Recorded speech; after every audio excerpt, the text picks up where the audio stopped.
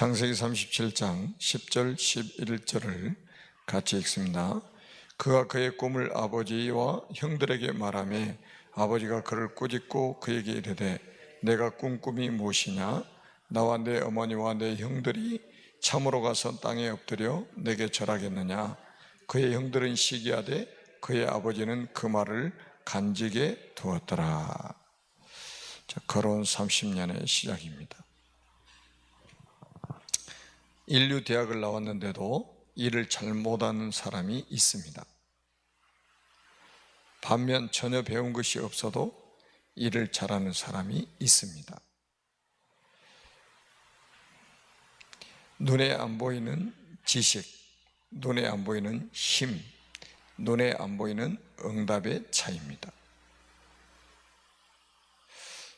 좀 말씀을 우리가 깊이 묵상해야 될 이유가 있습니다. 눈에 안 보이는 힘이 우리에게 있어야 된다는 말이잖아요. 눈에 안 보이는 응답의 차이라. 이것이 언약이고 복음입니다. 이것을 가장 잘 누린 사람이 요셉입니다. 어떻게 힘을 누릴 수 있었을까요? 우리가 요셉은 이제 메시지를 통해서 많이 들어서 잘 알고 있죠. 요셉은 아버지를 통해서 언약을 전달을 받은 사람이고 영적 서밋의 자리에 있었습니다. 그래서 요셉이 가는 곳마다 항상 여호와께서 요셉과 함께 하셨다는 말씀이 있죠. 여호와께서 요셉과 함께 하심으로 그가 형통한 자가 되었다. 그러니까 기도의 비밀이 있었다는 거예요. 그러니까 자기만의 영적 서밋 타임을 절대 놓치지 않았다는 거예요. 그러니까 거기서 오는 영적 힘이라는 것은 굉장한 거죠. 세상 사람은 껍데기예요, 껍데기. 권력자도 권력을 가진 자도 껍데기인 거죠. 영적 힘이 없으면 인간은 아무 힘이 없는 거예요. 아무리 재벌이라 할지라도 영적 힘이 없으면 소용이 없는 거예요. 그 중국의 또 회장한 사람이 투신해서 자살했다고 그러더라고요. 그런데 전 세계에 물론 국영 기업이지만 전 세계에 500대 재벌 중에서 50몇위째 되는 기업이에요. 근데 회장이 자살한 거예요. 그러니까 보세요. 여러분 세상을 잘 봐야 된다니까요. 재벌이라고 해서 권력자라고 해서 굉장한 힘을 가진 사람들처럼 보이잖아요. 그런데 그 힘이 있는 게 아니에요. 그러니까 자살하잖아요. 힘없으니까. 우리는 그 비밀이, 여러분 우리가 가지고 있는 이 복음과 언약이 얼마나 중요합니까? 어제 제가 이제 센터에서 이제 있다가 237 스타일 잠깐 들렸어요. 이명수 집사님, 내가 들어가도 잘 모르셔. 문 열고 들어갔는데, 그래서 손님 왔는데 모르시냐고 그랬더니 나오시면서 눈물을 훌쩍훌쩍 하시면서 나오시더라고요. 그래서 왜 그러시냐고 했더니 이제 연예인들 수상할 때 하나님께 영광 돌린다고 하는 이런 내용들 영상을 보면서 너무 감동이 돼가지고 눈물이 나왔다고 막 그러시더라고요.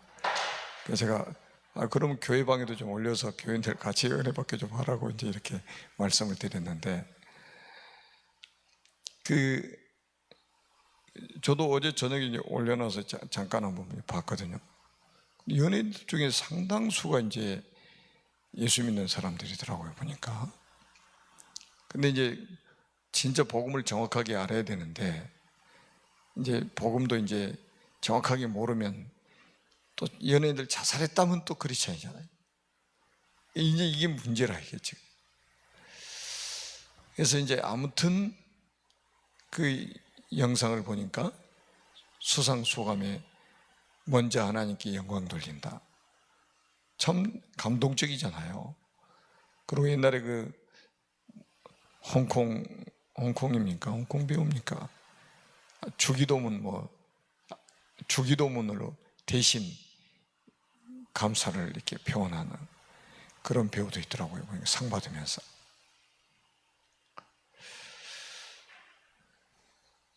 그러니까 뭔가 이게 지금 다른 힘이 우리에게 있어야 된다는 거예요. 세상 사람들이 알지 못하는 다른 힘이 우리에게 있어야 된다는 거죠. 그 다른 힘이 위에서 주시는 힘을 말하는 거예요. 여러분, 불신자도 뭔가 왜 새벽부터 일어나서 묵상을 합니까? 왜 템플스테이 그 새벽에 그 산속 깊이 있는 절간에 가가지고 그 묵상을 합니까? 뭔가 지금 다른 힘을 지금 필요로 하고 있는 거예요. 그런데 번지수를 잘못 찾은 거죠. 왜? 알려주는 사람이 없으니까. 그래서 가서 계속 명상하고 하다가 결국은 나중에 악령을 딱 받아버리면 잠시는 잘 되는 것 같아요. 우리 창세기를 통해서 봤지만은 니무롯과 같은 사람 한번 보시라니까요. 악령 충만하니까 그 시대의 권력자, 최고 권력자 있단 말이에요. 그래서 한 게 뭐예요? 바벨탑을 만들어 가지고 하나님을 대적하는 이런 데 앞장섰잖아요. 그 다른 힘을 받은 거예요. 근데 그게 악령의 힘이라 이 말이죠. 우리는 뭡니까? 다른 힘이 뭐예요? 성령이잖아요. 성령. 그래서 요셉도 창세기 41장 38절에 보니까 뭐라고 말씀하고 있습니까? 이와 같이 하나님의 영에 감동된 사람, 하나님의 영에 감동된 사람을 우리가 어디서 찾을 수 있겠느냐? 세상 사람들이 봐도, 불신자가 봐도, 객관적으로 봐도 하나님의 영에 감동되어 있단 말이에요.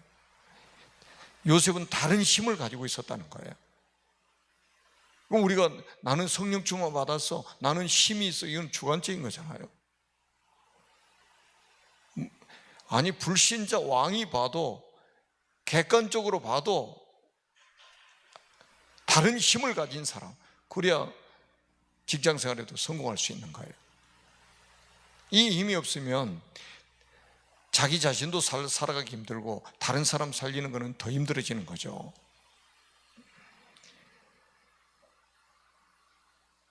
자, 첫째입니다. 요셉의 시작과 고난입니다. 어머니 나엘의 죽음은 요셉에게 힘든 상황을 가져왔습니다. 그 배다른 형이 위에 몇 명입니까? 10명이나 있잖아요. 그리고 자기는 11번째란 말이에요. 그런데 12번째 베냐민 낳다가 어머니가 죽어버린 거예요. 굉장히 힘든 상황이잖아요.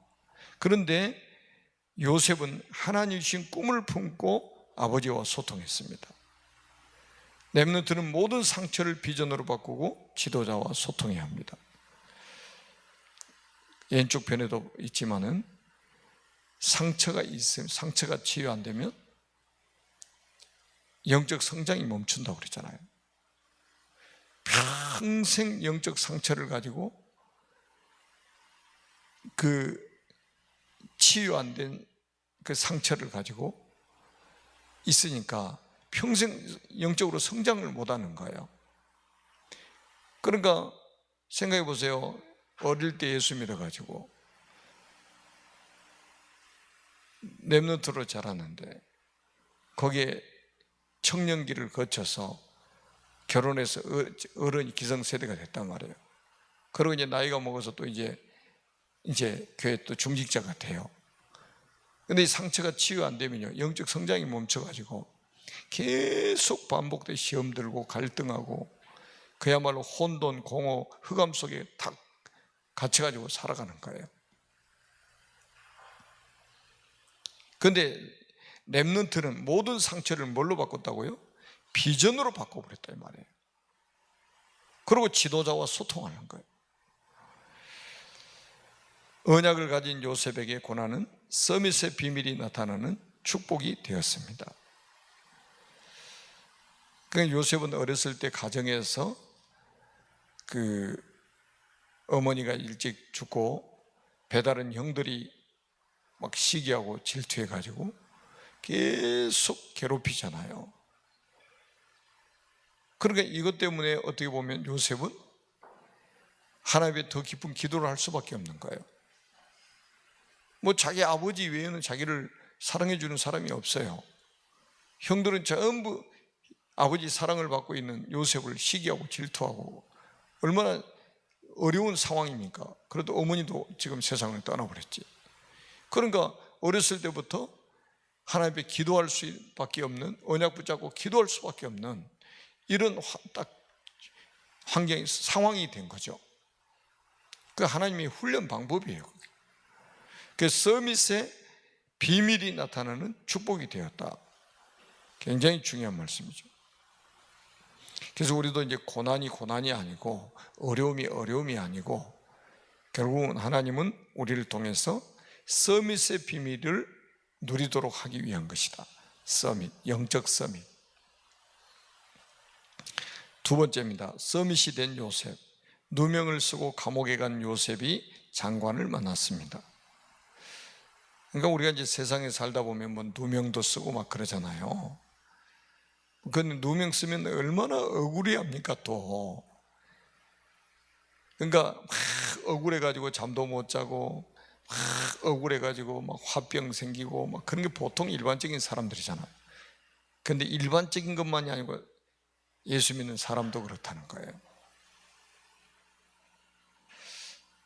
참 안타까운 일이잖아요. 왜 그럴 수밖에 없냐? 다른 힘이 없는 거예요. 다른 힘이 없다니까요. 그러니까 누가 조금만 이게 이야기하면 거기에 막 충격을 받고 막 그러는 거예요. 이제 우리 어머니 제가 어렸을 때부터 이제 자라면서 봤잖아요. 제가 어렸을 때 우리 큰형님이 이제 군대를 갔다가 제대 직전에 월남전에 가버린 거예요. 월남전에 전쟁하고 있는 나라에 가버린 거예요. 그걸 이제 가고 나서 이제 우리 이제 큰 누님이 이제 전해줘가지고 그걸 이제 부모님과 형제들이 알게 된 거잖아요. 그때부터 우리 어머니가 화병이 생겨버렸어요. 큰아들이 지금 전쟁터에 갔다는 거예요. 그래서 또 편지 써가지고 뭐 이렇게 편지가 이제 가서도 오잖아요. 그런지 지금도 제가 조금 기억이 나는 게 뭐냐면 포탄이 뭐 어디 떨어지고 그 부대 철책천한데 그 근방에 막 포탄 떨어진 거 이야기하고 막 그러네. 그 소리 들으면 이거 얼마나 가슴이 철렁철렁하겠어요, 부모님들이. 그래서 우리 어머니가 화병이 생겨가지고 물을 잡수시면 항상 막 얹히시고 그랬던 기억이 있어요. 그러다가 이제 예수 믿고 이제 그게 다 끝났는데 세상 사람들은 그런다는 게 다른 힘이 없으니까, 위에서 주시는 힘이 없으니까 조금만 외부적인 충격이 있다 오면 견딜 수가 없는 거죠. 우리가 이제 이런 부분들을 그래서 요셉 한번 보시라니까요. 진짜 보통 이거는 요셉이 누명을 썼다 이거는요. 우리가 지금 잠깐 무슨 뭐 누구한테 누명 쓰고 이런 정도가 아니잖아요. 노예로 간 사람이 누명을 썼다, 죄수가 돼버렸다 이 말은요. 종신형이라니까요. 노예가 사람 취급받습니까? 주인의 재산 목록에 포함된 사람이잖아요. 그런데 거기다가 죄를 졌다는 말이에요. 죄는 지지는 않았는데 누명을 썼잖아요. 그럼 종신형이 평생 그런 감옥에서 썩어야 되는 판이라 이 말이죠. 그런데 거기 하나님이 진짜 감옥에 간데도 여호와께서 은혜를 베푸셔가지고 하나님 함께 하셔가지고 거기서 장관들을 만나게 하시고 결국은 장관들의 꿈을 해석해주고 결국 이 장관들 때문에 누구 앞에 서게 됩니까? 왕 앞에 서게 되잖아요. 아니, 노예로 간 사람이, 피부색도 다른 사람이, 언어도 다른 사람이, 신분이 완전히 애굽 사람들이 봤을 때는 천민 중에 천민인데 바로 왕 앞에, 세계를 움직이는 바로 왕 앞에 섰다? 이 누구의 작품입니까 이게? 하나님의 작품이잖아요. 그것도 30살에, 그것도 30살에 애굽으로 팔려간 지 13년 만에. 야, 이거는 하나님이 이런 작품을 만들지 않으시면 불가능한 일이잖아요. 그러니까 우리가 이제 진짜 언약의 사람이 맞고 하나님의 자녀가 맞고 우리가 위에서 주신 힘을 가지고 있다면 어려움이 아니에요. 위기가 아닌 거예요. 하나님이 우리를 이끌어 가시는 방법이에요. 저 서비스 자료를 이끌어가는 방법입니다. 문제는 뭐냐? 내가 위드 임마누엘을 못 누리는 것이 문제고, 원네스의 축복 누리지 못하는 게 문제고, 내가 하나님의 영에 감동되지 못한 게 문제지 다른 것은 전혀 문제가 아니라는 거예요. 사람도 환경도 문제가 아니에요. 경제도 문제가 아닙니다. 하나님의 영에 감동되지 못하고 있는 내가 문제지 다른 것은 문제가 될 수 없는 거예요. 자, 우리 언약 안에서 실력을 갖추면 아무도 줄 수 없는 답을 주게 됩니다. 여러분 그러니까 제가 이제 항상 붙잡고 있는 게 뭐냐면, 우리가 이제 불신자들에게 인생의 답을 줘버려야 돼. 회사에 들어가서도요, 회사 사장님한테 인생의 답을 줘버리면 좀 세상 표현이지만 인생 역전되는 일이 벌어집니다. 사람들이 왜 가서 로또 삽니까? 로또 왜 그래? 저희 신창에 센터 이렇게 옆에 조금 가면은 그 로또 파는 데가 있어요. 제가 한 2번인가 들어가 봤거든요. 제가 살려고 들어간 게 아니고 하여튼 현장 보려고 들어가 봤는데 외국인들 앉아가지고 완전히 그거 사고 있는 거예요. 뭐 때문에요? 인생 역전 한번 노리는 거죠. 한 방에 인생 역전을 한번 하려고 그러는 거죠. 우리는 그런 역전을 노리는 게 아니에요. 인생에 답을 줘버려야 된다. 사람들은 인생에 답을 찾고 있잖아요. 그런데 그 답을 주는 사람이 없으니까 다른 걸 찾을 수밖에 없죠. 그러다 망하는 거예요. 우리 인생의 진짜 문제에 대한 답을 줘버려야 된단 말이죠. 주일날도 제가 1대1에 말씀드렸잖아요. 경제가 문제입니까? 건강이 문제입니까? 자녀가 문제입니까? 아무것도 문제가 아니에요. 그게 다 문제가 아니라니까요. 사람은 원죄를 가지고 태어났잖아요. 인생의 답을 주게 되면 우리 인생의 역전을 하나님 시켜주신다 이 말이에요. 자, 렘넌트는 3가지 이미지를 가지고 있어야 합니다. 근본, 기본, 실력입니다. 근본이 뭡니까? 뿌리, 영적 상태를 바꾸는 것이고, 기본은 자세를 갖추는 거예요. 기초는 실력을 말하는 거죠. 어디서든지 갱신하면 지속적인 응답을 누리게 됩니다. 갱신하면 정말로 사람들 갱신 잘 안 하죠. 갱신을 두려워하는 사람들이 많아요. 의외로 많습니다. 아니, 갱신을 아예 안 하기로 작정하고 사는 사람들이 많습니다. 갱신해서 자기가 변화될 것을 두려워하고 있는 거죠. 여러분, 우리 사람은 끊임없이 갱신이 필요합니다. 왜냐하면 우리는 어디서 났습니까? 율법의 저주 아래서 태어났단 말이에요. 그래서 그리스도를 통해서 우리가 속량을 받았어요. 그런데도 우리의 체질은 완전히 지옥 체질 자체가. 그래서 끊임없이 우리는 갱신을 통해서, 그러니까 다시 말하면 성화의 과정을 계속 거쳐야 된단 말이죠. 그게 갱신하는 거예요. 그래서 우리가 영화로운 단계에 들어가는 것은 천국 갈 때 영화로운 단계에 들어가는 거잖아요. 이 성화의 과정을 계속 거쳐야 되는 게 우리가 말하는 갱신을 통해서 그게 가능해진다는 거예요. 그래서 바울은 늘 그런 고백을 했죠. 내 몸을 쳐서 내가 복종시킨다. 내 몸을 쳐서. 왜 몸을 친다고 표현했겠습니까? 이 몸뚱이는 고기덩어리, 육신덩어리는 육체의 소욕을 따라서 자꾸 가려고 하는 거죠. 그러니까 우리는 내 몸을 쳐서 복종시킨다는 이 말이 굉장히 중요한 말이거든요. 우리는 영적인 내 속에 두 가지 법이 있단 말이에요. 이 육체의 법과 성령의 법이 계속 싸우고 있는 거예요. 바울도 거기에 대해서 갈등을 했잖아요. 사람이니까. 오라 나는 공고한 사람이로다. 이 사망의 몸에서 누가 나를 건져내랴.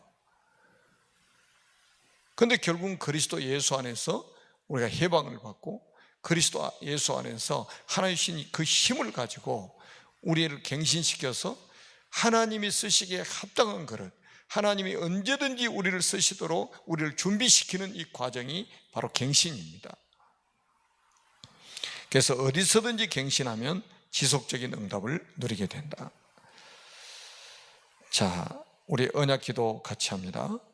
상처를 비전으로 바꾸고 언약 안에서 실력을 갖추며 날마다 갱신하는 렘넌트가 되게 하옵소서.